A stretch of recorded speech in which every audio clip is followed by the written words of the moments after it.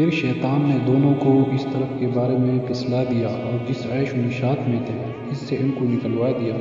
تب ہم نے حکم دیا کہ بہشت بری سے چلے جاؤ،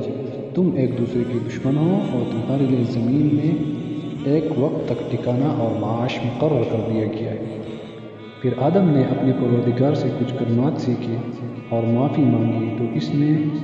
ان کا قصور معاف کر دیا، بے شک وہ معاف کرنے والا ہے، بڑا مہربان ہے۔ ہم نے فرمایا کہ تم سب یہاں سے اتر جاؤ، جب تمہارے پاس میری طرف سے ہدایت پہنچی تو اس کی پیروی کرنا کہ جنہوں نے میری ہدایت کی پیروی کی ان کو نہ کچھ خوف ہوگا اور نہ وہ غمناک ہوں گے، اور جنہوں نے اس کو قبول نہ کیا اور ہماری آیتوں کو جھٹلایا وہ دوزخ میں جانے والے ہیں اور وہ ہمیشہ اس میں رہیں گے۔ اے آل یعقوب، میرے وہ احسان یاد کرو جو میں نے تم پر کیے تھے، اور اس اقرار کو پورا کرو جو تم نے مجھ سے کیا تھا۔ میں اس اقرار کو پورا کروں گا جو میں نے تم سے کیا تھا، اور مجھ سے ڈرتے رہو۔ اور جو کتاب میں نے اپنے رسول محمد صلی اللہ علیہ وسلم پر نازل کی ہے، جو تمہاری کتاب یعنی تورات کو سچا کہتی ہے، اس پر ایمان لاؤ اور اس سے منکر اول نہ بنو، اور میری آیتوں میں تحریف کر کے ان کے بدلے تھوڑی سی قیمت یعنی دنیاوی منفعت نہ حاصل کرو، اور مجھ سے خوف رکھو، اور حق کو باطل کے ساتھ نہ ملاؤ، اور سچی بات کو جان بوجھ کر نہ چھپاؤ،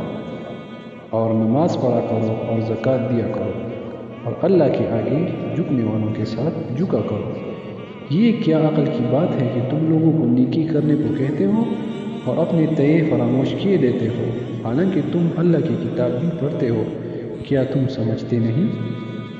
اور رنج و تکلیف میں صبر اور نماز سے مدد لیا کرو، اور بے شک نماز گراں ہے مگر ان لوگوں پر گرا نہیں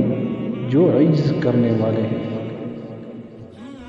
جو یقین کیے ہوئے ہیں کہ وہ اپنے پروردگار سے ملنے والے ہیں اور اس کی طرف لوٹ کر جانے والے ہیں۔ اے یعقوب کی اولاد، میرے وہ احسان یاد کرو جو میں نے تم پر کیے تھے، اور یہ کہ میں نے تم کو جہان کے لوگوں پر فضیلت بخشی تھی۔ اور اس دن سے ڈرو جب کوئی کسی کو کچھ بھی کام نہ آئے، اور نہ کسی کی سفارش منظور کی جائے، اور نہ کسی سے کسی طرح کا بدلہ قبول کیا جائے، اور نہ لوگ کسی اور طرح مدد حاصل کر سکیں۔ اور ہمارے ان احسانات کو یاد کرو جب ہم نے تم کو قوم فرعون سے نجات بخشی، وہ لوگ تم کو بڑا دکھ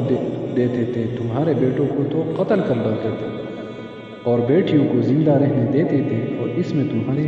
پروردگار کی طرف سے بڑی سخت آزمائش تھی۔ اور جب ہم نے تمہارے لیے سمندر کو پھاڑ دیا، پھر تم کو تو نجات دی، اور فرعون کی قوم کو غرق کر دیا اور تم دیکھ رہے تھے۔ اور جب ہم نے موسیٰ سے 40 رات کا وعدہ کیا تو تم نے ان کے پیچھے بچڑے کو معبود مقرر کر لیا اور تم ظلم کر رہے تھے۔ پھر اس کے بعد ہم نے تم کو معاف کر دیا تاکہ تم شکر کرو۔ اور جب ہم نے موسیٰ کو کتاب اور معجزے عنایت کیے تاکہ تم ہدایت حاصل کرو، اور جب موسیٰ نے اپنے قوم کے لوگوں سے کہا کہ بھائیو،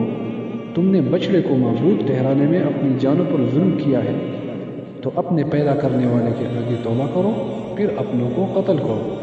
تمہارے خالق کے نزدیک تمہارے حق میں یہ بہتر ہے، پھر اس نے تمہارا قصور معاف کر دیا، وہ بے شک بڑا معاف کرنے والا ہے، بڑا مہربان ہے۔ اور جب تم نے موسیٰ سے کہا کہ موسیٰ،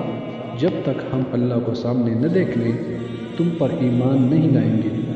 تو تم کو بجلی نے آ گھیرا اور تم دیکھ رہے تھے، پھر موت آ جانے کے بعد ہم نے تم کو